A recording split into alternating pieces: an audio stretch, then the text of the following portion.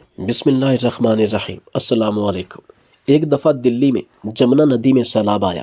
یہ سیلاب اس قدر غضبناک تھا کہ میری آنکھوں نے اس سے پہلے اتنا بڑا سیلاب نہیں دیکھا تھا، جو کہ عام سیلاب سے 5 گنا زیادہ طاقتور تھا، اور ایک طرح سے طوفانی سیلاب تھا جس سے قریب کے قبرستان کی بہت زیادہ تعداد میں قبریں اکھڑ گئیں، جبکہ بے شمار قبریں تو اس سیلاب کے ساتھ ہی ملیا میٹ ہو گئیں۔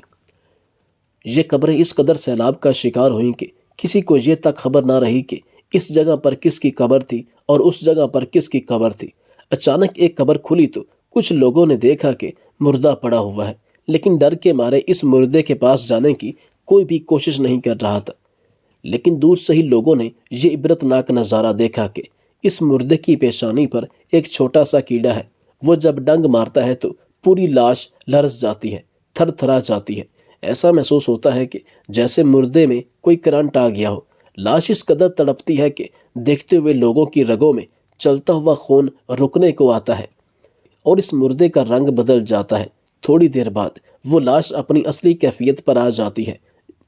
یہ عبرتناک منظر دیکھ کر لوگ بہت زیادہ خوف میں مبتلا ہو جاتے کہ یہ سب کیا ہو رہا ہے۔ کسی کی سمجھ میں کچھ نہیں آ رہا تھا۔ پھر چند لوگوں نے اللہ کا نام لیا، درود پاک پڑھتے پڑھتے اس مردے کے قریب گئے تو قریب سے یہ منظر دیکھ کر ان لوگوں کے رونگٹے کھڑے ہو گئے، کیونکہ ایک چھوٹا سا کیڑا اس مردے کو ڈنگ مارتا ہے، لاش کی پھر وہی کیفیت ہو جاتی ہے۔ یعنی کہ جب یہ کیڑا اس مردے کی پیشانی پر ڈنگ مارتا ہے تو یہ ساری کی ساری لاش لرز جاتی ہے، اس کا رنگ کالا سیاہ پڑ جاتا ہے۔ لیکن تھوڑا وقت گزرنے کے بعد یہ مردہ اپنی اصلی حالت میں صاف رنگ میں واضح ہو جاتا ہے، اور دوبارہ پھر یہی کیڑا اس کی پیشانی پر ڈنگ مارتا ہے، اور پھر اس کی پوری لاش میں کرنٹ سا لگتا ہے اور یہ لاش تڑپ جاتی ہے، جس کی وجہ سے اس کے جسم کا رنگ بھی تبدیل ہو جاتا ہے۔ لوگ اپنی آنکھوں سے یہ سب دیکھ رہے تھے، اور یہ سب دیکھنے والی تمام آنکھیں ڈر کے مارے بے حال ہو چکی تھیں۔ یہ لوگ آپس میں مشورہ کرنے لگے کہ اب اس لاش کا کیا کریں۔ کوئی کچھ کہتا تو کوئی کچھ کہتا۔ کسی نے کہا کہ اس لاش کو ایسے ہی چھوڑ دو، تو کسی نے کہا کہ اس کو دفنا دیتے ہیں، لیکن کسی میں اتنی ہمت نہ ہوئی کہ اس کو ایسے ہی دفنا دے۔ لیکن کافی دیر سوچ بچار اور مشاورت کے بعد یہ طے پایا کہ اس قبر کو بند کرنا چاہیے، مگر اس کیڑے کی وجہ سے لوگ ڈر گئے تھے اور کوئی قریب جانے کی ہمت نہ کر سکا۔ یہ منظر دیکھنے والوں میں مسلمان لوگ بھی شامل تھے، اور ہندو پنڈت اور دیگر مذاہب کے لوگ یہ سب دیکھ رہے تھے۔ آخر میں ایک دھوبی جمنا کے گھاٹ پر آیا ہوا تھا، اس سے دیکھا نہ گیا۔ اس نے ایک کنکری اس کو ماری تو وہ کیڑا اچھلا اور اس دھوبی کی پیشانی پر آ کر ڈنگ مارنے لگا، اور پھر اس دھوبی کی پیشانی پر مضبوطی سے بیٹھ گیا۔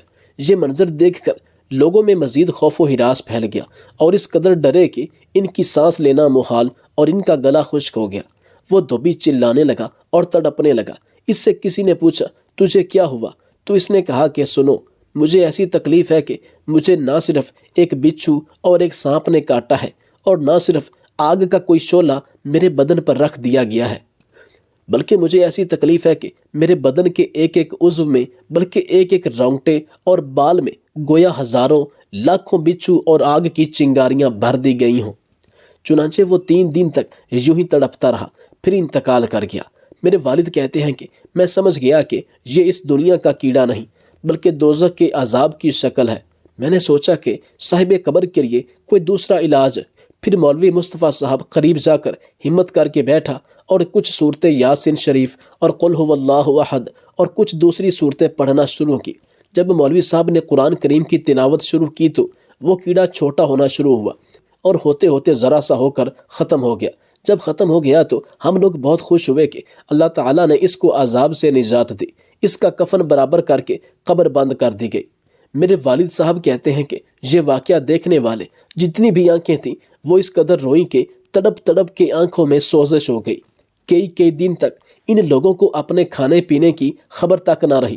دنیا داری تو بہت دور کی چیز ہے، اس قدر یہ لوگ ڈرے سہمے اور عبادت الہی میں مشغول ہوئے کہ ایسا محسوس ہوتا تھا جیسے قیامت آ چکی ہے۔ اور اس واقعے کو اپنی آنکھوں سے دیکھنے والے ہندو پنڈت اور دیگر مذاہب کے لوگوں نے اسی وقت مولوی مصطفیٰ صاحب سے کلمہ پڑھا اور اسلام کو قبول کیا، کیونکہ وہ جان گئے تھے کہ قرآن پاک کلام حق ہے۔ اور ان کے سامنے جیسے ہی مولوی صاحب نے قرآن پڑھا تو یہ کیڑا غائب ہو گیا، لاش کا تڑپنا بند ہو گیا، سب روٹین کے مطابق ہو گیا۔ ہر آنکھ رو رہی تھی اور دل توبہ توبہ کے نعروں سے بلند ہو رہا تھا۔ اس سے گناہوں کی سزا کا اندازہ لگائیے۔ معلوم نہیں اس شخص سے کون سا جرم ہوا ہوگا، خدا کے غضب کی کون سی شکل اس میں ہو، کچھ نہیں کہہ سکتے۔ یہ بھی اللہ تعالیٰ بہتر جانتا ہے کہ یہ کوئی صغیرہ گناہ کے بدلے تھا یا کبیرہ گناہ کے بدلے تھا، لیکن یہ کنفرم ہے کہ اس کو دنیا میں کیے گئے اس کے کسی گناہ کی سزا مل رہی تھی۔ اللہ پاک ہم سب کو فکر آخرت نصیب فرمائے اور عذاب قبر سے محفوظ رکھے۔ بغداد کے بہت بڑے عالم مولانا ظہیر الدین فرماتے ہیں کہ ایک وزیر کے دل میں ذوق الہی پیدا ہوا اور اس نے بادشاہ کی خدمت وزارت چھوڑ کر اللہ کی راہ اختیار کر لی۔ ایک مدت کے بعد بادشاہ کی اس سے ملاقات ہوئی تو اس نے پوچھا، تم نے میری ملازمت کیوں چھوڑی؟ وزیر جو کہ اب تک درویش بن چکا تھا کہنے لگا، اے بادشاہ، تجھ میں 5 باتیں تھیں۔ ایک یہ کہ تو میرے سامنے کھانا کھاتا تھا لیکن مجھے نہیں کھلاتا تھا۔ اب میں اس خدائے پاک کی خدمت میں ہوں جو خود نہیں کھاتا مگر مجھے کھلاتا ہے۔ دوسری یہ کہ میں تیرے سامنے کھڑا رہتا تھا لیکن تو نے مجھے کبھی بیٹھنے کو نہیں کہا۔ اب میں اپنے پروردگار کی خدمت میں ہوں تو وہ مجھے 4 رکعت کی نماز میں 2 دفعہ بٹھاتا ہے جس سے مجھے اس کی عبادت کرنے میں آسانی ہوتی ہے۔ تیسری بات یہ کہ تو رات کو سوتا تھا اور میں تیری حفاظت کے لیے جاگتا تھا۔ تم نے کبھی نہیں کہا تھا کہ گھڑی پر تم بھی سو لو۔ اب میں اپنے پروردگار کی خدمت میں ہوں تو وہ خود نہیں سوتا بلکہ میری حفاظت کرتا ہے اور میں سوتا ہوں۔ چوتھی یہ کہ میں ہر وقت ڈرا رہتا تھا کہ کہیں تم نہ مر جاؤ۔ اب میں اپنے پروردگار کی خدمت میں ہوں جسے خود مرنا نہیں اور مجھے اس نے اپنے ذکر سے حیات جاوداں بخش دی ہے۔ پانچویں بات یہ کہ میں ہر وقت ڈرا رہتا کہ اگر مجھ سے کوئی غلطی ہو گئی تو مجھے سزا دے گا۔ میں اب اپنے پروردگار کی خدمت میں ہوں تو مجھے ایسا کوئی خطرہ نہیں کہ اگر مجھ سے کوئی خطا ہو گئی ہو یا کوئی خطا ہو جاتی ہے تو میں توبہ استغفار کر لیتا ہوں اور وہ مجھے بخش دیتا ہے۔ مولانا صاحب فرماتے ہیں کہ اللہ تعالیٰ تو انسان سے بے حساب محبت کرتا ہے، یہ تو انسان ہے جو اس کی نافرمانی کر کے اس کے غضب کا مستحق بنتا ہے، ورنہ اللہ تعالیٰ تو کبھی نہیں چاہتا کہ وہ اپنی مخلوق کو عذاب دے۔ جب ایک ماں اپنے بچے کے پاؤں میں ایک کانٹا چبھنے نہیں دیتی تو اللہ تعالیٰ جو کہ 70 ماؤں سے زیادہ انسان سے پیار کرتا ہے، اپنی مخلوق سے پیار کرتا ہے، وہ اسے تکلیف کیوں دے گا؟